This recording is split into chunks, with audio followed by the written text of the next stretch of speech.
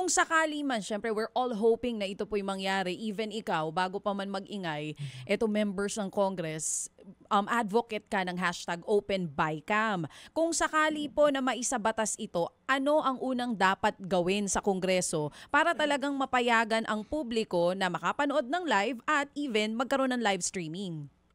Oo, ang, wish po natin dito ay ngayon po meron na tayong joint resolution mula sa House of Representatives at saka sa Senado. Ito po ay pag-uusapan sa Committee on Rules ng parehas na House. So kailangan pa rin po natin isulong at bantayan at siguraduhing aaksiyunan nila 'to kasi ito po ay na-file pa lang nung mga ilang miyembro na supportive dito pero kailangan pa rin natin ang suporta ng mayorya.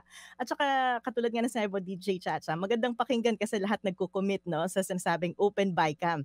Pero kaya importante nung 'pag dini-discuss ko 'to may detalye, may specific demands tayo dito. Hindi lamang yung pagla-livestream at hindi lamang dapat yung usapin ng budget. Lahat ng batas na ipapasa ng Kongreso, yung lahat ng bicameral conference na 'to dapat open sa public, hindi lamang yung budget. Dahil maraming hocus-pocus nga na nangyayari sa mga batas na pinapasa nila at hindi natin nakikita kung sino nga bang nagbabago nito, sino ang dapat singilin dun sa mga final na version ng batas na inilalabas nila. So kung magkakaroon ng live stream, mapapanood na natin at alam natin kung sino yung sisingilin natin ng mga congressman at senador.